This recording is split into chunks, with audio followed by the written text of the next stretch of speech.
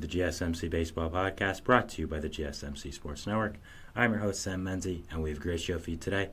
First topic we'll be covering is, like always, recapping the games of yesterday, both in the American League and the National League. Those will be the top two. Then after that, we'll be going into talking about the Cody Bellinger injury for the Chicago Cubs, and then finally talking about Players Weekend returning to the MLB. Now, before we do all that, I would like to ask you to please like and follow the show. We do get a number of questions from viewers, so to ensure that your question does get read in the air, please use the link, gsmcpodcast.net. It really does help the show, and it really does mean a lot, so thank you so much for that. And let's get into the show today. All right, so as I talked about, it's going to be what we usually talk about, going over the games in baseball yesterday, and then going into the two other topics. So let's start off with the games yesterday, and we're starting off with the American League. Yesterday we started off with the National League, just to switch it up a little bit, because I do give the American League usually the starts, but I wanted to switch it up yesterday, but today we're going to go with usual. So yeah, let's get into it. So the first game we have here is going to be Orioles and Angels. For this game, scoring would open up in the top of the third with a Gunnar Henderson solo home run to make it 1-0 Baltimore. Then top of the fifth, Adley Rutschman would add on for the Orioles, making it 2-0 with an RBI single. Then Jorge Mateo in the top of the sixth would hit an RBI double, a ground rule double as well, to make it 3-0 Baltimore. Then a Gunnar Henderson RBI single would make it 5-0, and Ryan Mountcastle would ground into a double play, but score a run home to make it 6-0 Baltimore. So it was top of the sixth at this point. 6-0 Baltimore looked to be done. This game looked like, Baltimore was in the driver's seat, but not so fast. The Angels would start to come back, as in the bottom of the sixth, Mike Trout would hit his 10th home run of the year. What a resurgent season he's having already, to make it 6-1, and then a Taylor Ward 2-run home run to make it 6-3. Bottom of the eighth, Zach Neto would come in clutch with a solo shot to make it 6-4, his first of the year as well.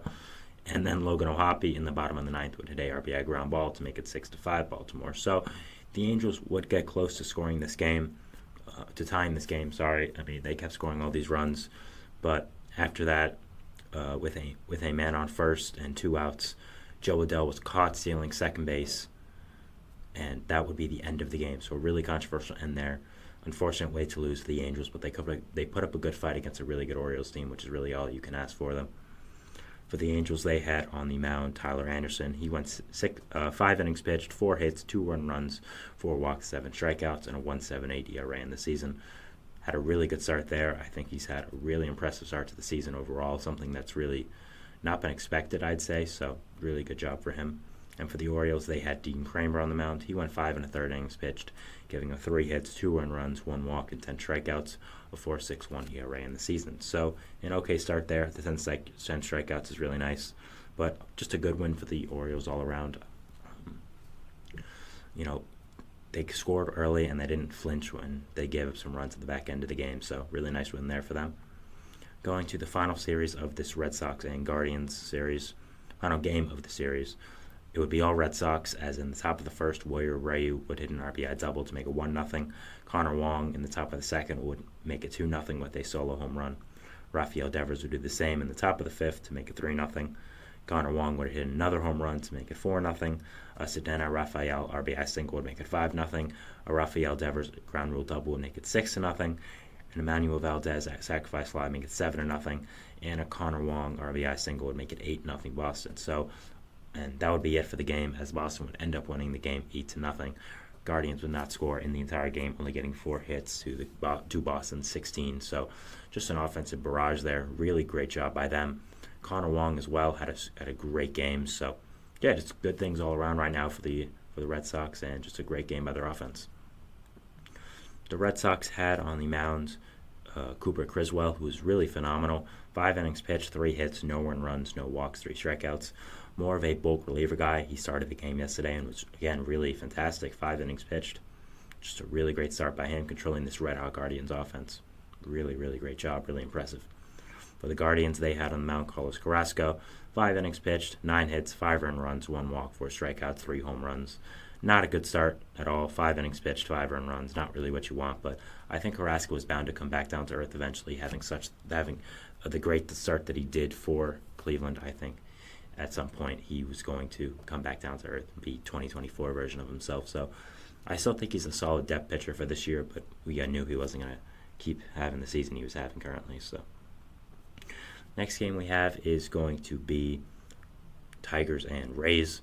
Scoring would open up in the top of the first, where a Spencer Torkelson RBI ground ball would score Riley Green to make it 1-0 Detroit. Bottom of the first, Randy Arozarena would hit a solo home run to tie it up to make it 1-1. Bottom of the second, new Ray Ben Rortvedt would hit an RBI double to score Harold Ramirez to make it 2-1 Tampa. He's had a really strong season since coming over there. Jose Caballero would hit an RBI single to make it 3-1, and Johnny Diaz would make it 4-1 Tampa. So a really great job by the Tampa offense. Mark Canha, though, in the top of the fifth would get the Tigers a little closer with an RBI single to make it 4-3, scoring Javier Baez and Jake Rogers. Top of the sixth, Buddy Kennedy would hit an RBI single to score Matt Vierling to tie up the game at 4. So really nice job by the Tigers offense to be resilient and just not give up. Javier Baez would get the big blow for the Tigers as he would end up giving them the lead with an RBI double in the top of the sixth to make it 5-4. Then a Ben Rortvedt RBI single would make it 5-5. And then a Curtis Mead 2-run shot in the bottom of the sixth would make it 7-5 Tampa. A really great job by the Rook to come in clutch there and give them the lead, and they would end up winning this game 7-5. So really nice job there. Going for the Tigers, they had on the mound Jack Flaherty, who was decent. 5 innings pitched, 7 hits, 4 earned runs, 6 strikeouts, no walks. You definitely need to be better than this. He's just been very mediocre since coming over to Detroit. I kind of expected that to be, but I think the Tigers were expecting a little bit more out of Flaherty. So if I'm Flaherty, I definitely want to improve a little bit, and I definitely want to get it going more. So for the Rays, they had an opener on the mound, Sean Armstrong. Then after that, Tyler Alexander was the bulk guy, going 4 innings pitched, 3 hits, 2 earned runs, 1 walk, 4 strikeouts. Just an start, not really anything too crazy on each side for the pitching, but the offense is really the story here. Great job by both offenses to just really hit the ball well and be really good. So next game we have here is going to be A's and Yankees. Yankees looking to win the series against the A's. The A's looking to win it against the red-hot Yankees. Bottom of the first, Aaron Judge would hit his 4th home run of the year to score Juan Soto, making it 2-0 in the early parts of the game in the bottom of the first. Bottom of the fourth now, Anthony Volpe would hit an RBI triple to score Austin Wells to make it 3-0 Yankees. Bottom of the fifth, in the same inning, bottom of the fourth, Juan Soto would hit a sacrifice fly to score Volpe to make it 4-0. Then in the bottom of the fifth, Anthony Rizzo would hit a solo home run to make it 5-0 New York. Top of the sixth, Brent Rooker would come in very clutch for the A's as he would hit a 3-run home run to make it 5-3, getting them right back in this game. But Juan Soto would enter right back for the Yankees, hitting a solo shot, his 6th as a Yankee, to make it 6-3 New York. Bottom of the seventh, Alex Verdugo would get another run on the board for the Yankees, more insurance for them, making it 7-3, and that is where the Yankees would end up winning this game 7-3. So really nice job not folding against this not tough opponent in the A's. Just a good, solid win for them. For the A's, they had on the mound Joe Boyle, who went 3 innings pitched, 3 hits, 2 earned runs, 4 walks, 6 strikeouts. Not a good start, kind of it. For the Yankees, they had Clark Schmidt, who went 5 1/3, giving up 4 hits, 3 earned runs, 2 walks, 6 strikeouts, and a home run. So pretty solid start there, I'd say. Not really. You don't really want to give it 3 earned runs in 5 1/3 against the A's, but wasn't horrible and wasn't that bad. So, but you can always improve, and I think that's what Schmidt's going to be working on for next time. Next game we have is going to be Blue Jays and Royals. Scoring would open up in the bottom of the first with a Salvador Perez RBI single to score Bobby Witt Jr. to make it 1-0. Then in the bottom of the second, Michael Garcia would hit a RBI single to make it 2-0. But George Springer would answer back for the Blue Jays, hitting his 3rd home run of the year to make it 2-1 Kansas City. Bobby Witt Jr. would get that run right back for Kansas City, hitting an RBI single to make it 3-1. Then an Aaron Clement RBI ground out would score Dalton Varsho to make it 3-2 Kansas City. So Toronto within 1, but after that they would not score for the entirety of the game, and that would be it. And the Royals would end up winning 3-2. The Royals had on the mound Alec Marsh, who was decent, 4 1/3 innings pitched, no earned runs, 2 hits, 2 walks, 1 strikeout. You'd like to see more strikeouts, and you'd like to see him go deeper into the game, but no earned runs. I think you take that. James McArthur got the save for the Royals. Has been a really solid bullpen arm for them now for almost 2 years. Just a really solid guy out of that bullpen. For the Blue Jays, they had Yariel Rodriguez. He went 4 innings pitched, giving up 6 hits, 3 earned runs, 2 walks, 2 strikeouts on the day. Rodriguez has been pretty decent so far, going 11 innings, giving up a 3.86 ERA. Maybe a little bit better in the future, but right now I think that's pretty fine. After that, after the Blue Jays, you have White Sox and Twins. Scoring would open up in the bottom of the second with a Christian Vasquez RBI single to make it 1-0 Minnesota. Then a Willie Castro 3-run shot to make it 4-0. Top of the third, though, Kevin Pillar would answer back for the White Sox, his first home run as a Sox to make it 4-1. Then Corey Lee second to make it 4-2.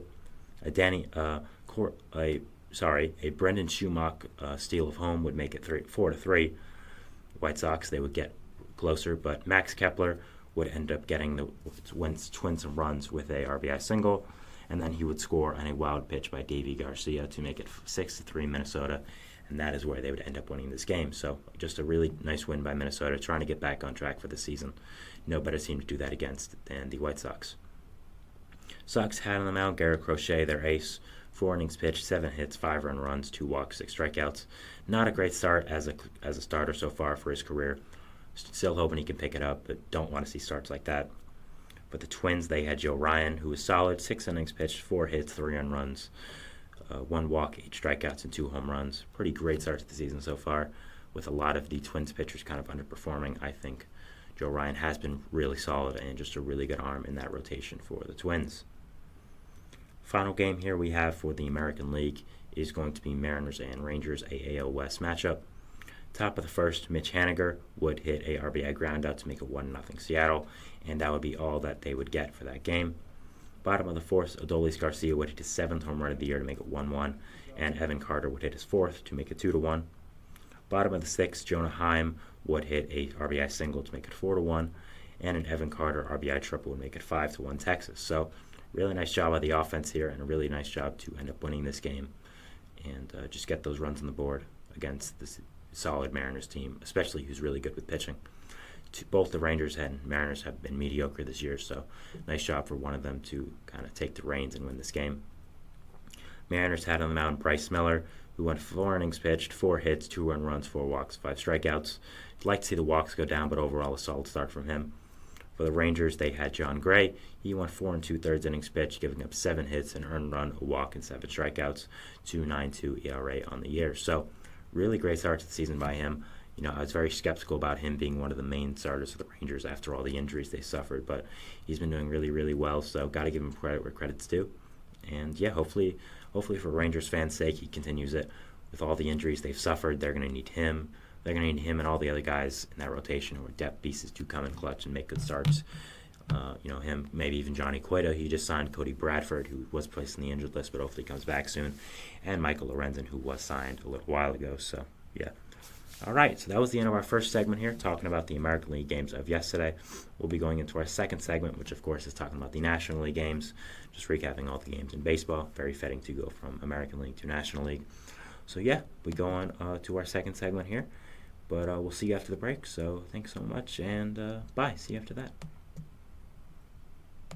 I feel like I'm losing my mind. Is everybody in the world blind? Please, Lord, give me a sign.